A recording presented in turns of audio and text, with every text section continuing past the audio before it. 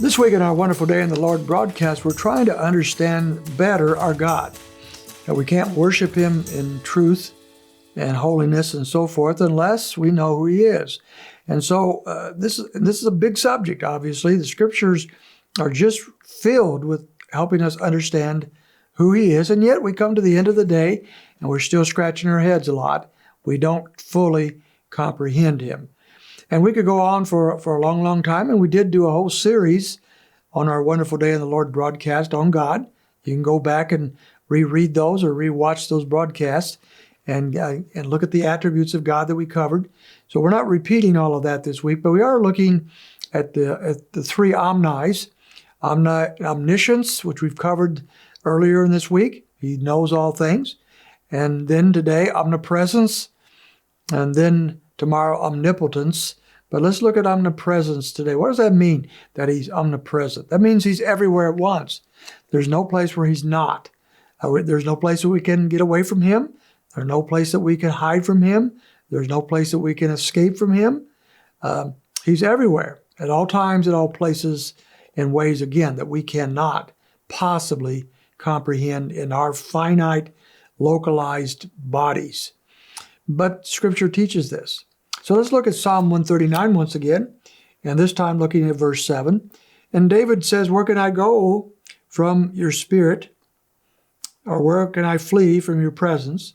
If I ascend to heaven, you are there. If I make my bed in Sheol, that is the grave, behold, you are there.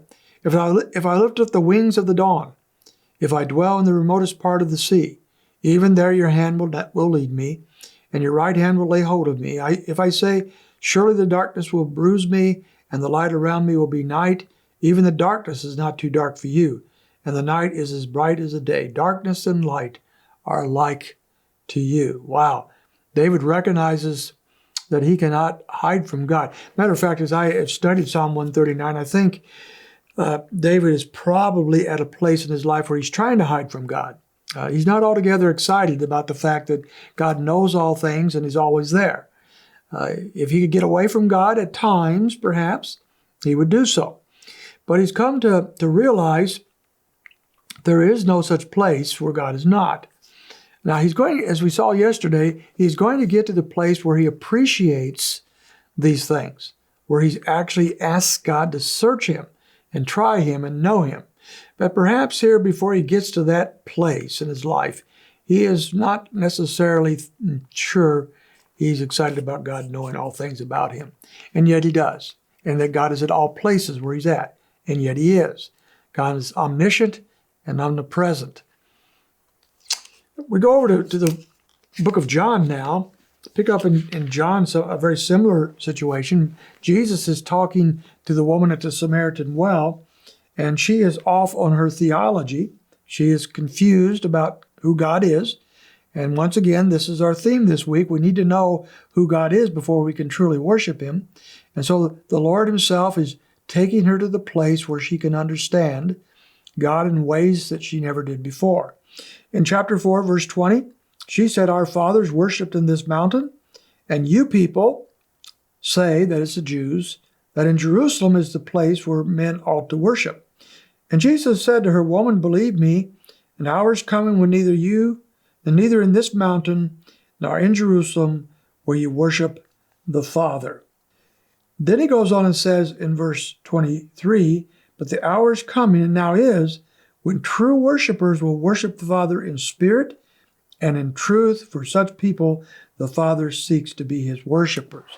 Now, if the Lord is all places at all times, if He's everywhere, then He doesn't need necessarily have a localized place to be worshiped. Now, we know in the Old Testament, the Lord did that. He set up a specialized place, the temple, the tabernacle, then the temple.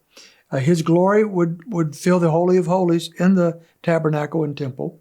And there was this localized place of worship for the people. But as Jesus is saying, that time is passing away. And true worshipers now, as always in some degree, but now forever, will worship Him in spirit and in truth.